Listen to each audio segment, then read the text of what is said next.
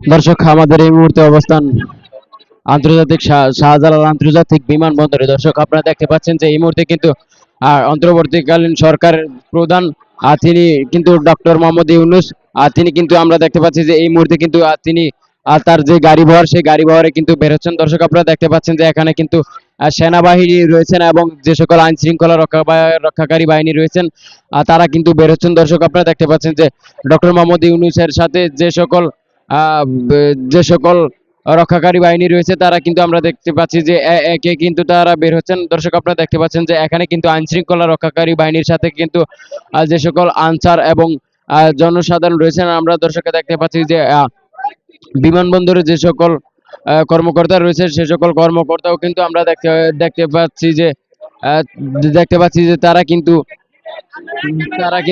Doctor Mohammad ইউনূসকে কিন্তু স্বাগত জানাচ্ছেন। এবং আমরা দেখতে পাচ্ছি যে ডক্টর মোহাম্মদ ইউনূস কিন্তু এখনো কিন্তু এই মুহূর্তে কিন্তু বেরিয়ে গেলেন। দর্শক, আপনারা দেখতে পাচ্ছেন যে বাংলাদেশ সেনাবাহিনীর যেই কর্মীরা রয়েছেন সেই কর্মীরা কিন্তু আমরা দেখতে পাচ্ছি যে ইতিমধ্যে কিন্তু তারা বের হচ্ছেন।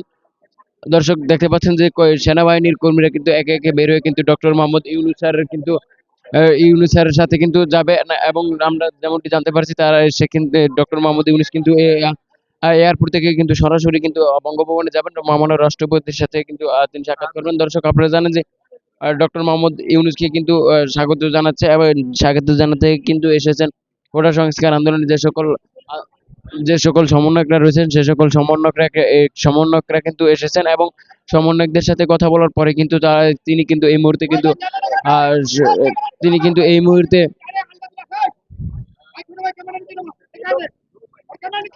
তিনি কিন্তু এই মুহূর্তে এয়ারপোর্ট ত্যাগ করে কিন্তু বঙ্গভবনের দিকে যাবেন। আপনারা জানেন যে বঙ্গভবনে কিন্তু মহামান্য রাষ্ট্রপতির সাথে কিন্তু তিনি ব্রিফিং করবেন। এবং আপনারা জানেন যে আজকে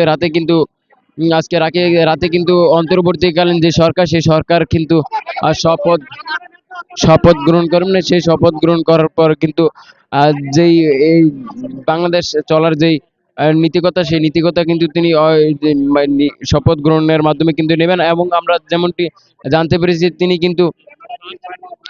কিন্তু এয়ারপোর্টের ভেতরে কিন্তু কোটা সংস্কার আন্দোলনের যে সমন্বয়করা রয়েছে সেই সমন্বয়কদের সাথে কিন্তু মিটিং করেছেন। এবং মিটিং করার পরে কিন্তু আমরা দেখতে পাচ্ছি যে তিনি কিন্তু ডক্টর মোহাম্মদ ইউনূস কিন্তু বেরিয়ে গেছেন এবং বেরিয়ে যাওয়ার পরেই কিন্তু এখানে যে সকল আইন শৃঙ্খলা রক্ষাকারী বাহিনী রয়েছে তারা কিন্তু সবাইকে কিন্তু দর্শক, আপনারা দেখতে পাচ্ছেন যে যেই গাড়িটি সেই গাড়িটির মধ্যেই কিন্তু কোটা সংস্কার আন্দোলনকারীর যেই সমন্বয়করা রয়েছেন সেই সমন্বয়করা কিন্তু বেরিয়ে গেছেন। দর্শক,